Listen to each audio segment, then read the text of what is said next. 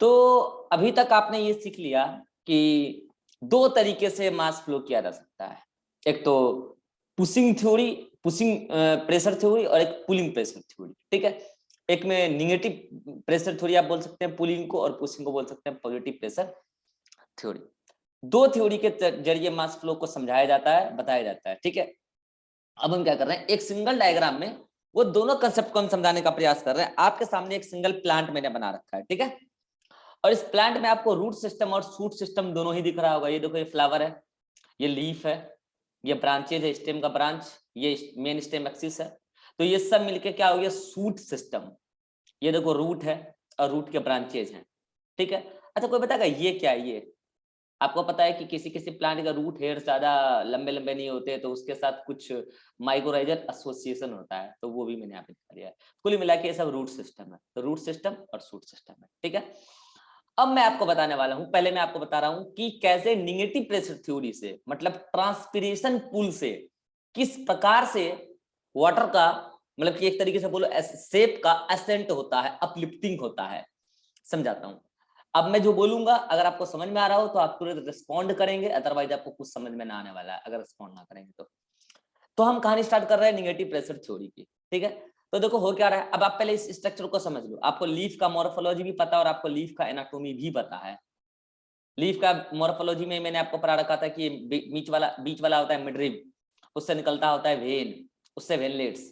तो जितने भी क्या है, वेन वेनलेट्स में क्या है, वेस्कुलर बंडल है, जाइलम फ्लोएम है। तो उसमें जो जाइलम पाइप है उसका एक अंत आया होगा जहां पे वाटर सरफेस होगा। ठीक है, और वो कहां तक गया है, वो गार्ड सेल जो स्टोमेटा एपरेटस था, गार्ड सेल सेप्टरी सेल, उसके आस पड़ोस में जाके स्टे कर रहा है। ठीक है, अब क्या है, अब आप वहां पे फील करो कि गार्ड सेल है, स्टोमेटल कोर है, उसके नीचे सब स्टोमेटल कैविटी है, ये सब आपको फील करना पड़ेगा 3D में, लीफ के एनाटॉमिकल स्ट्रक्चर में। ठीक है, देन उसका जो वेस्कुलर बंडल है, जाइलम है, वो जाइलम पूरी मिडरी वेन वेनलेट्स को लेते हुए कनेक्ट करते हुए इधर स्टेम एक्सिस में आया हुआ है। वही जाइलम वेसल्स जो है मेनली उसमें, वही जाइलम वेसल्स इधर रूट सिस्टम तक से कनेक्टेड है। इसका मतलब पूरा प्लांट बॉडी जाइलम के पाइप से कनेक्टेड है, जाइलम वेसल से कनेक्टेड होता है। ठीक है, चलो जी ठीक है। अब आपको पता है कि रूट का एब्जॉर्प्शन का वाला पार्ट कौन है, रूट है। सॉरी, वाटर का एब्जॉर्प्शन कौन करता है, रूट करता है। कहां से आता है, टेक्सचर प्लांट है तो पानी कहां से आएगा, सॉइल से आएगा। सॉइल से रूट में एंटर किया। अब जाइलम के थ्रू वो पानी पूरा मूव करते करते करते करते मूव करते करते करते करते करते कहां पहुंच जाता है, वो पहुंच जाता है इस लीफ में। ठीक है, अब यहाँ पे मैं आपको तीन फोर्स समझा दे रहा हूं फिर से। एक होता है सरफेस टेंशन, एक होता है एडहेसिव फोर्स, और एक होता है कोहेसिव फोर्स। ध्यान से समझ लो, दिमाग खराब ना करना फिर। ठीक है, सरफेस टेंशन क्या होता है, वाटर मॉलिक्यूल का जो सरफेस है, अब लोग को कहीं ना कहीं तो वाटर मॉलिक्यूल का सरफेस आया होगा ना, आप उस जाइलम वेसल्स को फील करो, कहीं ना कहीं तो सरफेस आया होगा ना, एक लेयर। तो सरफेस पर वाटर मॉलिक्यूल और वाटर मॉलिक्यूल के बीच में फोर्स लगता है, फोर्स ऑफ अट्रैक्शन लगता है at surface of water, at water surface. लो मैं लिख देता हूं, at water surface. Water surface पर वाटर और वाटर मॉलिक्यूल के बीच में फोर्स ऑफ अट्रैक्शन लगता है, उसी को बोलते हैं surface tension. Now next force, adhesive force. देखो ये तो जाइलम है, आपको जाइलम पता है कि जाइलम कैसा है, डेड या लिविंग, जाइलम वेसल्स कैसा है, डेड या लिविंग, डेड। डेड। तो जाइलम वेसल्स के वॉल, जाइलम वेसल्स के जो वॉल हैं और वाटर मॉलिक्यूल के बीच में अट्रैक्शन लगता है, दैट इज एडहेसिव फोर्स। अब क्या है कि जो वाटर कॉलम है, ये जो वाटर कॉलम है, ये जो वाटर जा रहा है, वाटर और वाटर मॉलिक्यूल के बीच में, सरफेस पर नहीं, बिलो द सरफेस, वाटर और वाटर मॉलिक्यूल के बीच में फोर्स ऑफ अट्रैक्शन लग रहा है। कहां, below the surface, not at the surface, below surface, below water surface, water surface के नीचे जितने भी वाटर वाटर मॉलिक्यूल के बीच में फोर्स लग रहा है, that is the cohesive force. तीन तरीके का फोर्स है, surface tension, adhesive force, cohesive force. लो मैं एग्जांपल से समझा रहा हूं। देखो ये इसमें आपको पानी दिख रहा होगा, देखो हिला के दिखा रहा हूं, पानी का लेवल पता चल गया कहां है, तो पानी का लेवल ये है, पता चल रहा होगा, यहाँ है पानी। अब क्या है कि जो पानी का सरफेस है, सरफेस पे जो पानी है, ऐसे गोल करके दिखा लो, सरफेस पे जो पानी है, तो यहाँ पे जो वाटर मॉलिक्यूल है, सपोज करो ये वाटर मॉलिक्यूल है, ये वाटर मॉलिक्यूल है, ये वाटर मॉलिक्यूल है, ये वाटर मॉलिक्यूल है, ये वाटर मॉलिक्यूल है, ये वाटर मॉलिक्यूल है, यहाँ पे कई सारे वाटर मॉलिक्यूल है। तो जितने भी वाटर मॉलिक्यूल है वो सब जो आपस में फोर्स ऑफ अट्रैक्शन लगा रहे हैं at the surface, that is the surface tension. Clear? Surface tension clear है? अब समझो, इस वाटर में जो सर्कल बोतल है मेरा, इसमें कोई ना कोई वाटर मॉलिक्यूल तो किनारे पे होगा। जैसे मान लो कि जाइलम का पाइप है, इस जाइलम के पाइप में पानी बह रहा है, तो कोई ना कोई वाटर मॉलिक्यूल तो किनारे किनारे होगा ना जी, जो सरफेस, जो जाइलम के वेसल्स के वॉल को फेस कर रहा होगा। बिल्कुल होगा। ये देखो, ये सारे वाटर मॉलिक्यूल्स जो हैं, ये सारे वाटर मॉलिक्यूल्स जो हैं वेसल्स को फेस कर रहे हैं। चारों ओर से 3D में फील करो, तो जो जाइलम वेसल्स की दीवार है, डेड मटेरियल है, और जो ये वाटर मॉलिक्यूल है, इसके बीच में जो फोर्स ऑफ अट्रैक्शन है, that is the adhesive force. Water molecule xylem के वेसल्स के वॉल के दीवार के साथ चिपका हुआ है by the force of adhesive force. Clear है? इसी दौरान ये वाटर मॉलिक्यूल आपस में भी फोर्स ऑफ अट्रैक्शन लगा रहे हैं, but below the surface, not at the surface. Surface तो यही ऊपर में ही था, जहां लाल वाला मैंने बनाया था, फोर्स ऑफ सरफेस टेंशन। ये वाटर मॉलिक्यूल आपस में जो अट्रैक्शन लगा रहे हैं, that is the cohesive force. That is the cohesive force. इधर भी लग रहा है फोर्स, कोहेसिव फोर्स, और इधर भी लग रहा होगा एडहेसिव फोर्स, वाटर मॉलिक्यूल और वॉल के बीच में। तीनों फोर्स एक साथ एक्ट कर रहे हैं। अब मुझे बताना, ऐसे कई सारे वाटर मॉलिक्यूल आपस में चैनलाइज्ड हो चुके हैं। जैसे आपको मैंने यहाँ पे 2 चैनल दिखाया है, तो ऐसे इस वाटर मॉलिक्यूल का भी अपना एक चैनल होगा। इस तरीके से वाटर मॉलिक्यूल क्या कर रहे हैं, चैनलाइज्ड हैं, और एक वाटर मॉलिक्यूल दूसरे वाटर मॉलिक्यूल के साथ किस फोर्स ऑफ अट्रैक्शन से जुड़ा हुआ है, जल्दी बताओ? Cohesive force. Cohesive force. और वो वाटर मॉलिक्यूल जाइलम वॉल को क्यों नहीं छोड़ रहा? क्योंकि वाटर मॉलिक्यूल किस फोर्स से दीवारों से चिपका हुआ है? Adhesive force. Adhesive. Adhesive at surface कोई वाटर मॉलिक्यूल उछल के इधर उधर क्यों नहीं जा पा रहा है? क्योंकि वहां पे वाटर मॉलिक्यूल आपस में एक दूसरे के साथ सरफेस टेंशन के साथ। Surface tension. यहाँ पे मैंने आपको कितने वाटर चैनल दिखाए हैं? एक, ये वो वाला चैनल नहीं है, सेल मेम्ब्रेन वाला चैनल। चैनल मतलब चेन, वाटर चेन। 1 2 3 4 5, मतलब मैंने आपको यहाँ पे 5 वाटर चैनल दिखाए हैं। 1 2 3 4 और 5 आपको दिख रहे होंगे। 1 channel, 2 channel, 3 channel, 4 channel, 5 channel, जिसमें से 2 आपको डायग्राम में दिख रहा है, कट सेक्शन है जाइलम वेसल्स का। 2 जाइलम वॉल को, वेसल्स के वॉल को फेस कर रहा है, और 3 बीच में। तो यहाँ पे सबसे ज्यादा फोर्स कौन सा लग रहा है? आप सोच कर देखो तीनों में से। कोहेसिव कोहेसिव, क्योंकि दुनिया भर का कोहेसिव फोर्स लग रहा है। यहाँ इसके बीच में लग रहा है, इसके बीच में लग रहा है, इसके बीच में लग रहा है, इसके बीच में। कोहेसिव फोर्स तो दुनिया भर का लग रहा है यहाँ पे। और उसके बाद सबसे कम कौन लग रहा है? Surface tension. और उसके बाद एडहेसिव फोर्स। ठीक है साहब, लग रहा है, चलो मान लिया। ये फोर्स अगर आपको समझ में आ गया, तो अब आपको समझ में आ जाएगा पुलिंग फोर्स कैसे लग रहा है, और ट्रांसपरेशन पुल कैसे वाटर का अपलिफ्ट कराया, सैप का अपलिफ्ट कराया। वाटर का डिस्टिल वाटर थोड़ी मूव करता है, सैप मूव करता है। सैप समझा चुका हूं मैं क्या होता है, ठीक है? सैप मूव करता है। चलिए अब बात कर लेते हैं, कहानी स्टार्ट करते हैं। अब आपको रेस्पॉन्ड करना है, अगर आपको समझ आ चुका है तो। देखो, मैं कह रहा हूं कि स्टोमेटा से किसी तरीके से ट्रांसपायरेटरी वाटर लॉस हुआ। अब ट्रांसपेरेंट वाटर लॉस क्या होता है, मैं आपको समझा चुका हूं। स्टोमेटा ओपन हुआ, कैसे ओपन होता है इस समय आपको पढ़ा चुका हूं, मेरा दिमाग खराब मत करो, इसमें पढ़ा चुका हूं, ठीक है? स्टोमेटा ओपन हो गया मतलब हो गया तो बस टेम्परेचर फेवरेबल है ट्रांसपिरेशन के लिए, सिंपल डिफिशन स्टार्ट हुआ, वाटर इवेपोरेशन शुरू। तो मुझे जल्दी से बता दो कि स्टोमेटल कैविटी में वाटर की कमी या अधिकता? कमी। तो अगर उसमें कमी आया तो स्टोमेटल कैविटी में पानी कहां से आ रहा था, किस सेल से आ रहा था? मेसोफिल सेल्स और सबस्टोमेटल कैविटी से। बोलो, गार्ड सेल। गार्ड सेल को पानी कौन दे रहा था? Mesophyll substomatal cell. हाँ, कुछ भी मत बोल दिया करो, पढ़ के आया करो, पढ़ के आया करो भाई साहब, पढ़ के आया करो, ठीक है? पढ़ के आया करो भाई साहब। मुझे पता है आप नहीं पढ़ते हो घर पे, वो मुझे बहुत भली भांति पता है, वो मुझे भली भांति पता है भाई साहब। मैंने आपको क्या बोला, आप सब क्या हो ना, कह रहे हैं गार्जियन का पैसा को थोड़ा खर्च कर दिया जाए, अदरवाइज इनकम टैक्स वाला छापा मार देगा। मैं उनका संतान हूं, पैसा खर्च करना मेरा दायित्व होता है। कह रहे जिंदगी जी लूं गार्जियन के पैसे से, पता नहीं कोरोना मुझे जिंदा छोड़ेगा कि नहीं छोड़ेगा। थोड़ा ऐश मौज कर लूं गार्जियन के पैसे से, फिर जिंदा नहीं रह पाऊंगा मैं। ये गार्ड सेल है और ये सब्सिडियरी सेल, ठीक है? उसके बाद है मीजोफिल सेल, इधर उसके बाद है मीजोफिल सेल। और वाटर कहां से लॉस हो रहा है? पहले यहां से इवोपरेट हो रहा है। तो यहां से वाटर का इवोपरेशन हुआ तो स्टोमेटल कैविटी में पानी की कमी पड़ी। तो उसमें पानी कहां से आ रहा था, उसमें वो सबस्टोमेटल कैविटी में, उसमें पानी कहां से आ रहा था, गार्ड सेल से। गार्ड सेल को पानी कहां से मिल रहा था, सब्सिडरी सेल से। उसको पानी कहां से मिल रहा था, तो वो इधर इंटरसेल्यूलर स्पेस से भी ले सकता था या मेसोफिल सेल से भी ले सकता था। अब नतीजा क्या हुआ, जल्दी से मिला, ओवरऑल ट्रांसपायरेशन से लीफ में पानी की कमी पड़ी या दिखता, कमी। तो ओवरऑल अब वो पूरा लीफ का जो स्टोमेटल अपैरेटस सिस्टम है वो पानी किससे खींचेगा, वहीं पे कहीं ना कहीं वेस्कुलर बंडल होगा, उसके जाइलम से खींचेगा। अब मुझे बताओ, जाइलम से जब पानी खींचेगा, मान लो कि जाइलम में बगल में, तो ये वाला पानी को अगर मान लो कि खींचा जा रहा है, तो केवल यही वाला पानी उठ के चल जाएगा या ये पूरा लेयर उठ के जाएगा, जल्दी बताओ। लेयर। ड्यू टू विच पूरा प्रॉपर्टी, लेयर जाएगा, due to which property, adhesive property. No adhesive. No, surface tension. Surface tension के माध्यम से सब आपस में अटैच्ड हैं, ये तो समझा रहा हूं मैं। सरफेस टेंशन के माध्यम से सब आपस में अटैच्ड हैं, तो पूरा का पूरा ये लेयर, इस पर्टिकुलर लेयर में जो भी पानी होगा सब उठ के आ जाएगा।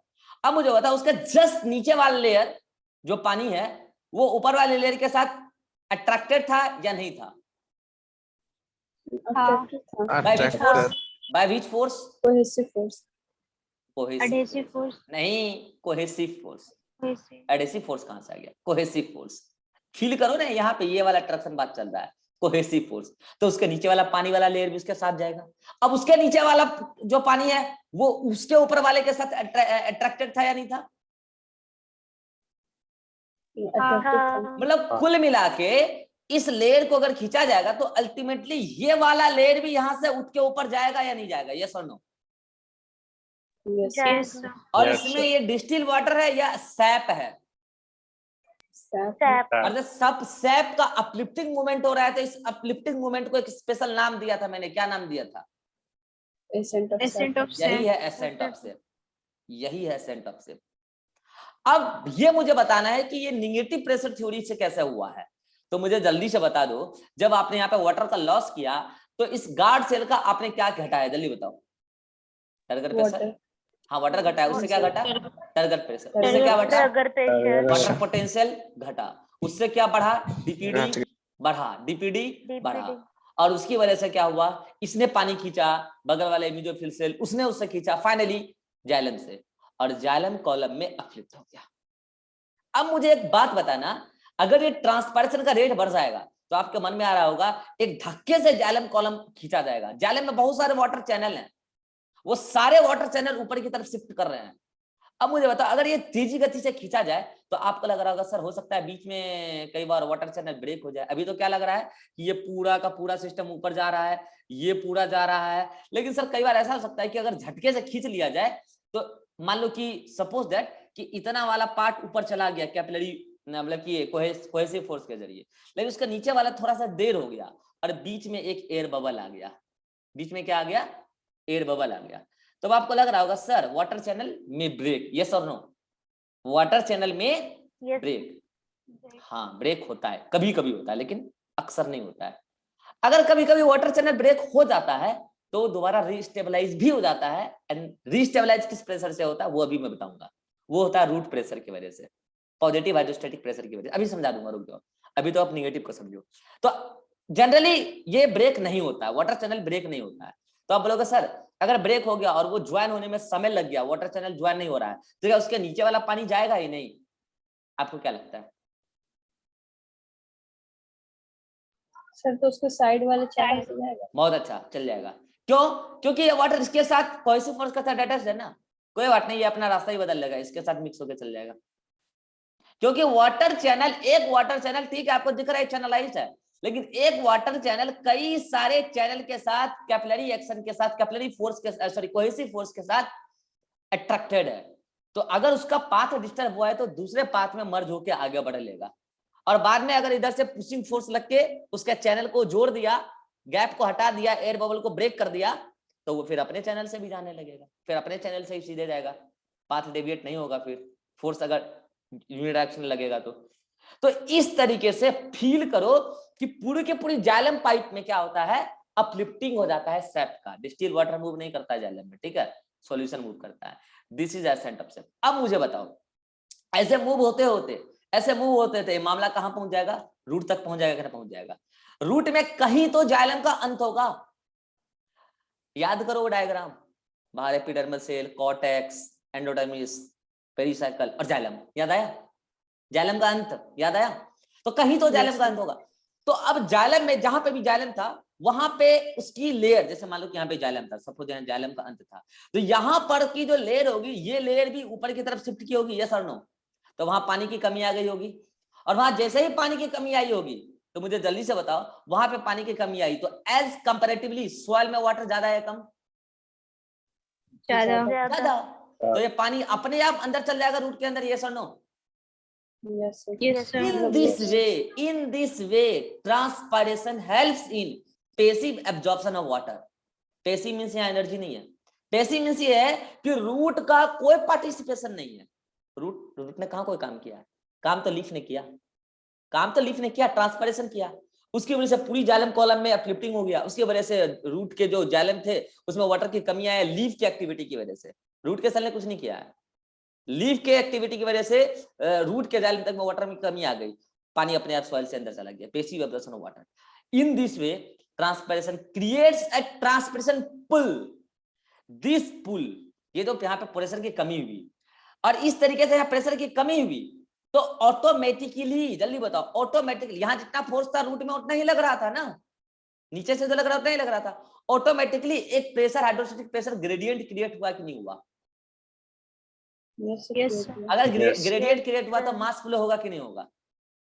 होगा। और ये किसके वजह से हुआ? डेस्टिनेशन पर प्रेशर घटा के या स्टार्टिंग पॉइंट पर प्रेशर बढ़ा के?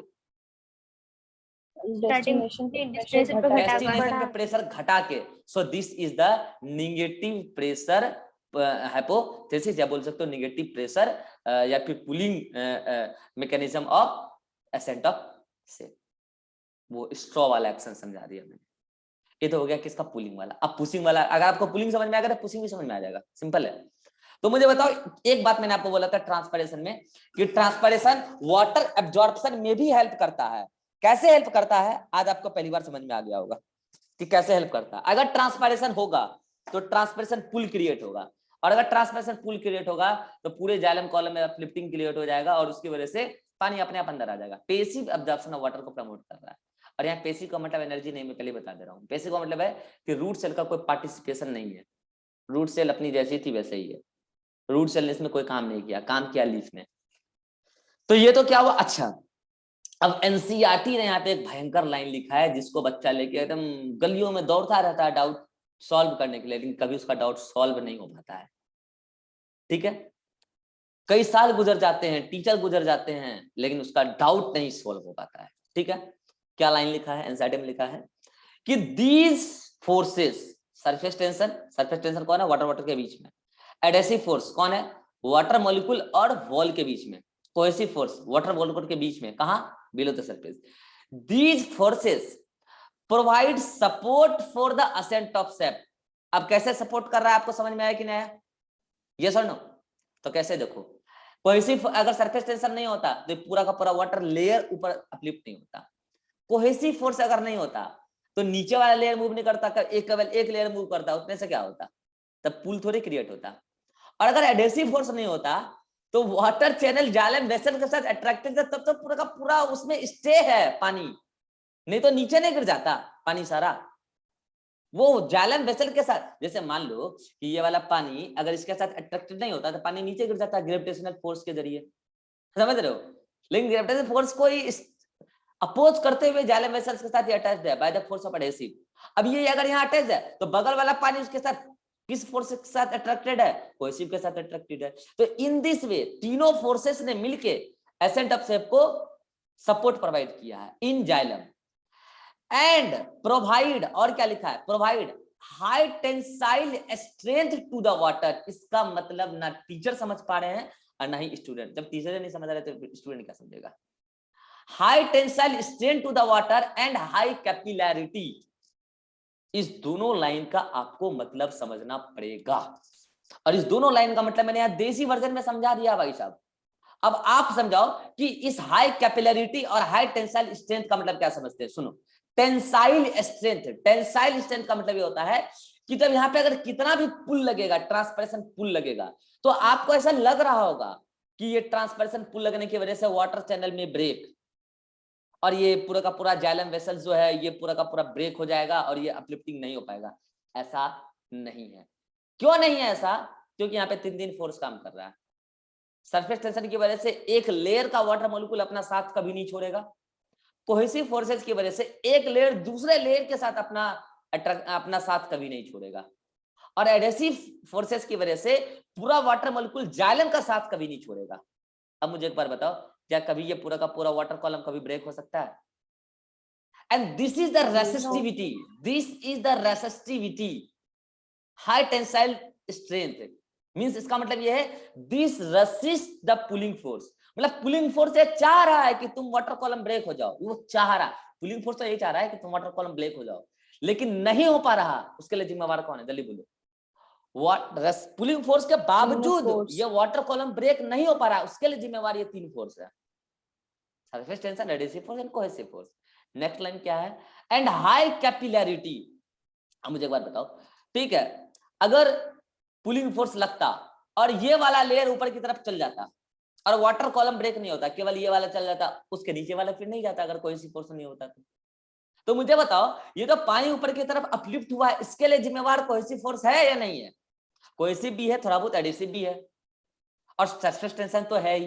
अब मान लो कि ये पूरा का पूरा लेयर गया और उसके नीचे वाला अगर एक वाटर मॉलिक्यूल जाए, पूरा लेयर ना जाए तो कोई मतलब थोड़ी है, उसके नीचे वाला भी पूरा लेयर जाएगा, क्योंकि वो सब आपस में सरफेस टेंशन के जरिए भी अट्रैक्टेड है।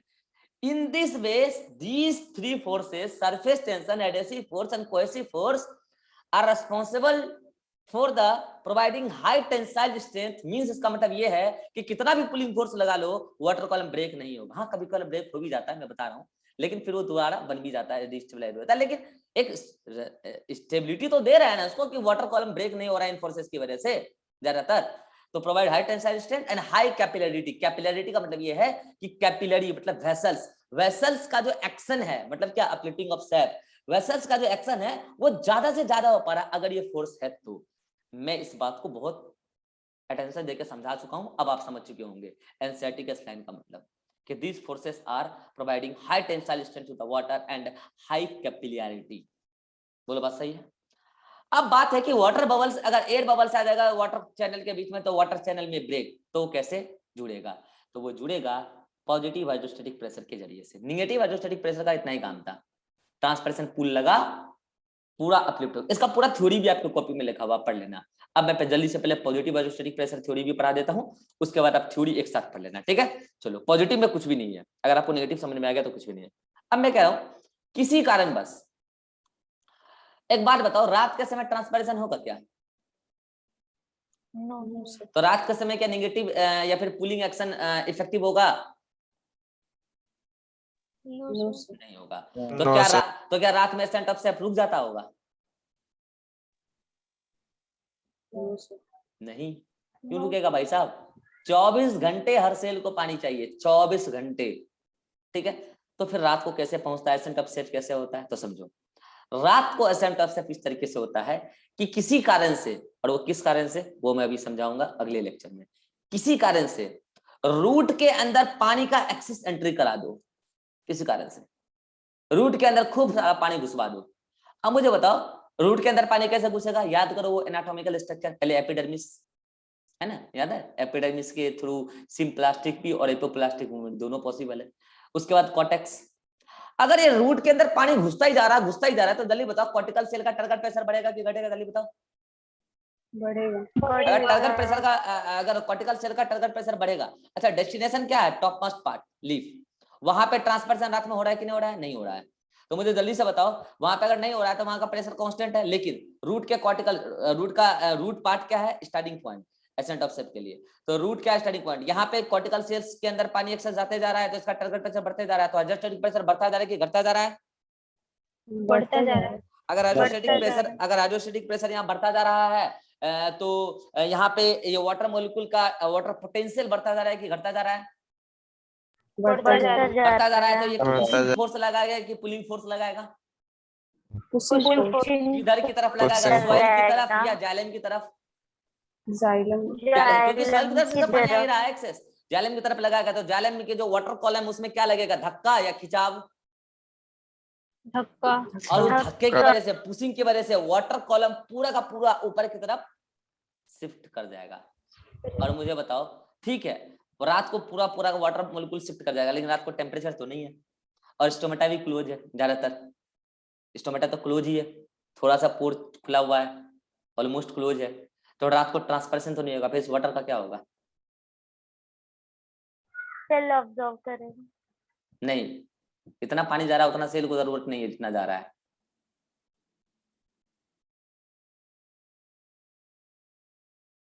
क्या होगा? अब सुन लो, मैं बता देता हूँ।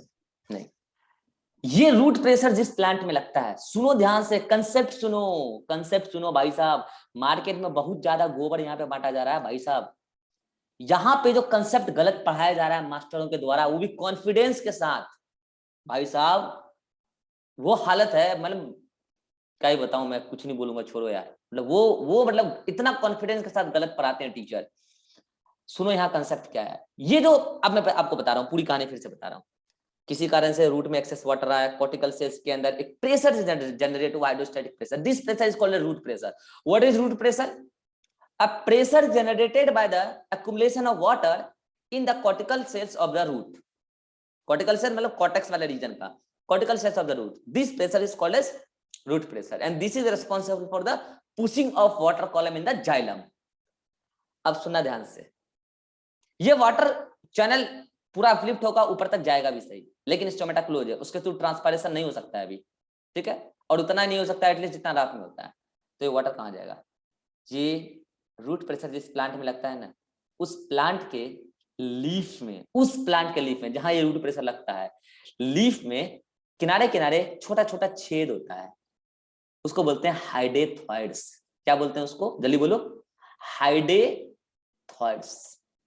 और वहां पे एक टिश्यू होता है, स्पेशल टिश्यू होता है, उसको बोलते हैं ट्रांसफर टिश्यू। हाइडेथॉइड्स के बगल में एक टिश्यू होता है जिसको बोलते हैं ट्रांसफर टिश्यू, टी लिख दिया मैंने, ट्रांसफर टिश्यू, ठीक है। ये ट्रांसफर टिश्यू क्या करता है, उस वाटर को लेता है और इस हाइडेथॉइड्स के थ्रू निकाल देता है in the form of liquid, liquid water ही निकलता है। अच्छा, उसके साथ और क्या क्या निकलता है उसकी चर्चा हम कल करेंगे। The loss of water in form of liquid through the hydathodes, this phenomena is called as guttation. This phenomena is called as guttation. याद करो मैंने बोला था कि वाटर लिक्विड फॉर्म में लॉस हो तो गटेशन, और वाटर वेपर फॉर्म में लॉस हो तो ट्रांसपरेशन। तो ये गटेशन होता है हाइडेथॉइड्स के थ्रू। तो मुझे बताओ, ये गटेशन के लिए कौन जिम्मेवार है? पुशिंग प्रेशर थ्योरी या मतलब पुशिंग प्रेशर या फिर पुलिंग प्रेशर? Pushing pressure. तो आप क्या कहेंगे कि गटेशन होता है या गटेशन करवा दिया जाता है? गटेशन करवा दिया। गटेशन करवा दिया जाता है। ट्रांसपरेशन होता है या ट्रांसपरेशन करवा दिया जाता है? होता है। ट्रांसपरेशन होता है। यही है डिफरेंस, यही है कंसेप्ट। गटेशन होता नहीं है, गटेशन करवा दिया जाता है। गटेशन होता कभी नहीं है, वो तो पानी आया। अच्छा, प्लांट पागल है क्या? गटेशन करवा रहा है, बताओ क्यों करवा रहा है? अरे भैया, रात को थोड़ा बहुत वाटर की रिक्वायरमेंट थी ही ना, उस वाटर रिक्वायरमेंट फुलफिल करने के चक्कर में एसेंट ऑफ सेप हो गया। अब एसेंट ऑफ सेप हो गया तो पानी तो काफी आ गया। अब स्टोमेटा तो क्लोज है, तो पानी को कहीं ना कहीं से तो निकालना ही सही है। अब कहां से निकालें? तो निकालेंगे कहां से? हाइड्रोथॉइड से। और सुन लो कान खोल के, सुन लो कान खोल के, यही के बाद मास्टर गलत पढ़ाते हैं। कहते हैं कि गटेशन सभी प्लांट में होता है। गटेशन सभी प्लांट में नहीं होता मेरे बच्चा, गटेशन सभी प्लांट में नहीं होता है। गटेशन केवल उस प्लांट में होता है जहां रूट में कॉर्टिकल सेल होता है। और कान खोल के सुन लो, आप एनाटॉमी पढ़ चुके हो, वो भी मेरे से ही पढ़े हो आप कलेजे पे हाथ धर के बताओ, जो हर प्लांट होता है तब तक तो सभी में कॉर्टिकल सेल्स हैं, लेकिन जैसे ही प्लांट सर्व और ट्री स्टेज में जाता है, सेकेंडरी ग्रोथ स्टार्ट होता है, तो आप पढ़ चुके हैं रूट का कॉर्टिकल सेल क्रश होता है या नहीं होता है? क्रश हो जाता है, होता है। रूट का कॉर्टिकल सेल डिस्ट्रॉय हो जाता है। ना रही बांस ना बजेगी बांसुरी। जब कॉर्टिकल सेल ही नहीं है सर्व में और ट्री में, स्पेसिफिकली ट्री में बोल दूं, सर्व तो इंटरमीडिएट स्टेज आ गया, जब कॉर्टिकल सेल ही नहीं है तो रूट प्रेशर कहां से लगेगा भैया मेरे? तो रूट प्रेशर नहीं लगेगा किसमें? ट्री में, रूट प्रेशर ही नहीं लगेगा ट्री में। और अगर रूट प्रेशर नहीं लगेगा तो सिंपल सी बात है कि वहां गटेशन भी नहीं होगा, क्योंकि गटेशन होता नहीं है, करवा दिया जाता है। किसके द्वारा? तो रूट प्रेशर के द्वारा। ना है रूट प्रेशर ना है गटेशन। तो कभी भी आप ट्री के, आप देख लेना जो गटेशन आपको ज्यादातर उस एनवायरनमेंट में दिखेगा जब आपको लीफ के, आप सुबह सुबह उठे ना और लीफ के सरफेस को छूना, तो हर्ब के लीफ को जब छुओगे आप तो एकदम थोड़ा सा भीगा भीगा, थोड़ा सा मॉइस्चर महसूस होगा। लेकिन ट्री के पत्तियों को छूना मॉइस्चर महसूस नहीं होगा। रीजन इज दैट वहां गटेशन नहीं हो रहा है, वहां गटेशन हो ही नहीं रहा है, क्योंकि वहां रूट प्रेशर ही नहीं है। अब जो रूट प्रेशर ही नहीं है तो गटेशन कहां से होगा? तो अगर मुझे बताओ कि ये जो सेकंड वाला थ्योरी मैंने आपको पढ़ाया जहां वाटर का अपलिफ्टिंग हुआ, लेकिन वाटर का अपलिफ्टिंग कैसे हुआ? डेस्टिनेशन पर प्रेशर को घटा के या स्टार्टिंग पॉइंट पर प्रेशर को बढ़ा के? Starting point पे pressure Starting point पे स्टार्टिंग पॉइंट पे। हाँ, स्टार्टिंग पॉइंट पे प्रेशर कैसे बढ़ा? एक्सेस वाटर एक्यूमुलेशन से इन द कॉर्टिकल सेल्स। हाँ, एक्सेस वाटर एक्यूमुलेशन कैसे हुआ? उसका मैकेनिज्म है वाटर एंड मिनरल एब्जॉर्प्शन। अभी आप वाटर मिनरल एब्जॉर्प्शन नहीं पढ़ रहे हैं, अभी आप एसेंट ऑफ शेप पढ़ रहे हैं, अभी एब्जॉर्प्शन भी पढ़ाऊंगा, डोंट वरी। तो ये था भाई साहब positive and negative hydrostatic pressure theory, pulling and pushing theory. अगर आपको अभी कोई डाउट है तो आप पूछ सकते हैं, अदरवाइज इससे रिलेटेड सारा थ्योरी वाला कॉन्टेंट। अच्छा, मैं आपको एक बार और बता दूं, ये तो ट्रांसपायरेशन पूल से जो वाटर मूव करता है ना, इसका maximum speed 150 meter per hour होता है। कितना भी ट्रांसपायरेशन पूल लगा लोगे तो ये मैक्सिमली 150 मीटर पर आवर से जाता है। और ट्रांसपायरेशन पूल से कितना वाटर को अपलिफ्ट किया जा सकता है? 130 लीटर वाटर को प्लांट अपलिफ्ट कर सकता है ट्री, क्योंकि ट्रांसपायरेशन तो सभी में चलेगा भाई साहब। ट्रांसपायरेशन तो देख बात बताओ, ट्री में एसेंट ऑफ शेप के लिए मेनली कौन जिम्मेवार है? ट्रांसपायरेशन या मतलब पॉजिटिव या negative pressure theory? negative pressure theory. Negative. अभी उसकी बात भी हम कर लेंगे। तो ये देख लो, ये सारी थ्योरी आपको यहाँ पे लिखी हुई है, ये सारी थ्योरी नेगेटिव के बारे में, नेगेटिव के बारे में सारा सब कुछ थ्योरी यहाँ पे लिखा हुआ है। देन रूट प्रेशर मतलब कि पॉजिटिव हाइड्रोस्टैटिक प्रेशर थ्योरी, ठीक है। ये सब जब ट्रांसपायरेशन नहीं होता है तब वर्क करता है कौन? Root pressure theory. और ये पॉजिटिव हाइड्रोस्टैटिक प्रेशर थ्योरी पे बेस्ड है। अच्छा, ये रूट प्रेशर जो क्रिएट होता है इसका मैक्सिमम वैल्यू पता है क्या है? ऐसा ऑब्जर्व किया गया एक्सपेरिमेंटली, मैक्सिमम ये 2 atm प्रेशर लगता है। और ये 2 atm प्रेशर ये छोटे प्लांट में ही लग सकता है और छोटे प्लांट में ही एसेंट ऑफ शेप करवा सकता है। लॉन्ग ट्री में 2 atm प्रेशर तो वैसा ही सफिशिएंट नहीं है, और लॉन्ग ट्री में तो कॉर्टिकल सेल भी नहीं है। उसमें अगर कॉर्टिकल सेल मान लो सर में थोड़ा बहुत बचा हुआ भी है तो 2 atm प्रेशर क्या है, उतना लंबा एसेंट ऑफ शेप को भिजवा ही नहीं पाएगा। मात्र 2 मैक्सिमम 2 atm प्रेशर का ही फोर्स जनरेट हो पाता है रूट प्रेशर में, ठीक है। अच्छा, अब यहाँ पे बात आता है क्या, 2 मिनट का समय बचा है। एक्सपेरिमेंटली ये प्रूव किया जा चुका है कि जो वाटर का मतलब एसेंट ऑफ शेप हो रहा है ये जाइलम के थ्रू ही हो रहा है। ये मैं आपको अगले मीटिंग में भी बताते रहा हूँ, ठीक है। फिर इसके बारे में और भी कुछ बातें करेंगे और फिर हम आ जाएंगे direct mineral and water absorption वाले पार्ट पे। यहाँ तक पढ़ लीजिए, मिलते हैं अगले मीटिंग में।